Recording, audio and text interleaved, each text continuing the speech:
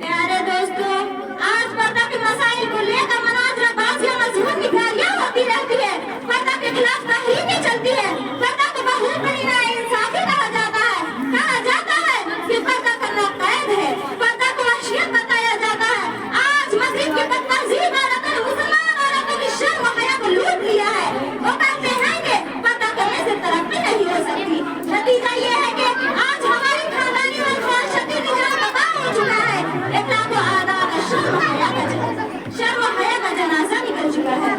यही वह तहजीब है जिसने मुसलमान औरतों के अंदर चिराग खाना बनने की बजाय उसके अंदर शर्माए मख्फिल बनने का जज्बा निकाल दिया है। रिवाजे बेहिजाबी खुशनुमा बातों की माला है। रिवाजे बेहिजाबी खुशनुमा बातों की माला है। नई तहजीब से होशियार ये तारीख उजाला है। प्यारे दोस्तों, ये इस यूरोप और अमेरिका का देन है कि वहाँ की नौजवान लड़कियाँ बारीक सा दुपट्टा गले में डालकर जिस्म बारीक आसमान पर खुलेआम घूम रही है। आज मैं अपने माँ और बहनों से कहना चाहती हूँ कि हमारी कामयाबी और कामरानी कुफार और मुशरिकीन और ईसाइयों के तरीके में नहीं, बल्कि हमारी कामयाबी और कामरानी खुदाए वहदहू ला शरीक लह और हुजूर सल्लल्लाहु अलैहि वसल्लम के बताए हुए तरीके और उसके अहकामात के अंदर है। तहरीक के बाद तहजीब औरतों की कदर करने की जरूरत नहीं, बल्कि हमारी हिदायत कुरान और सुन्नत की बताई हुई तरीके में है।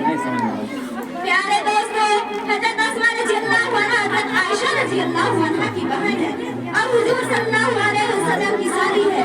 एक मरतबा बारीक कपड़ा पहनकर हुजूर सल्लल्लाहु अलैहि वसल्लम के पास तशरीफ लाई। हुजूर सल्लल्लाहु अलैहि वसल्लम उनके तरफ से अपना रुख को फेर दिया और कहने लगे कि ए अस्मा रज़ियल्लाहु अन्हा, जब औरत बारीक को मर्तबा हो जाए तो उसके जिस्म से कुछ भी देखा जाए नहीं, सिवाय उसके चेहरे और उसके हथेली के। इस हदीस से भी साफ पता चलता है कि पर्दा बारीक कपड़ा पहनना भी पर्दा के खिलाफ है। प्यारे दोस्तों, इंसानों के चेहरे के अंदर खूबसूरती से जड़ी हुई ये दो आंखें नफ्स की सबसे बड़ी जोर है। दिलो दिमाग का वसाइल का दिलो दिमाग और कल्बी एहसासात का तर्जुमान आंख और कान इन्हीं से होती है।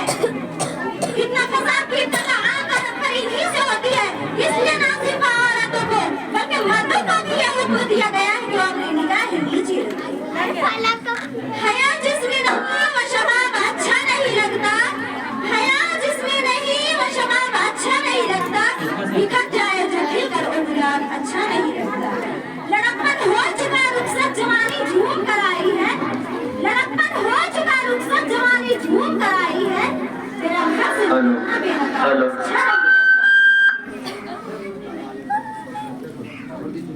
प्यारे दोस्तों, प्यारे दोस्तों, हुजूर सल्लल्लाहु अलैहि वसल्लम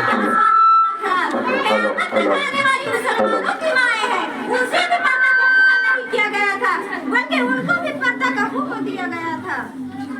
तो अब हमारे लिए इस बात की गुंजाइश कैसे हो सकती है कि हमें पर्दा गरी कोचों में घूमती फिरे और बिलगाम घोड़े की तरह जहाँ चाहे जाए।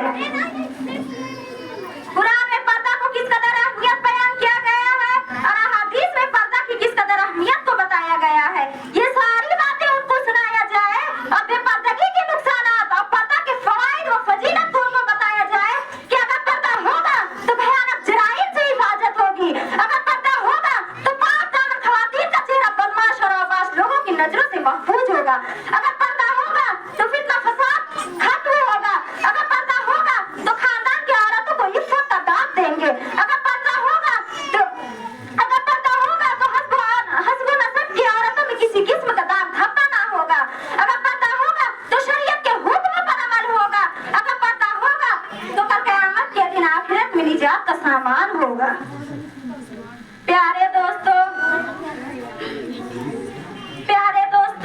औरतों की तमाम जिम्मेदारियां हमारे सुपुर्द है कि हम उनको बेगैरती और बेहयाई के भंवर में फंसने ना दें, बुनियादियत और नंगेपन को मुआशरे से दूर रखें, हम उनको इस्लामी मुआशरे और इस्लामी कवानीन सिखाएं।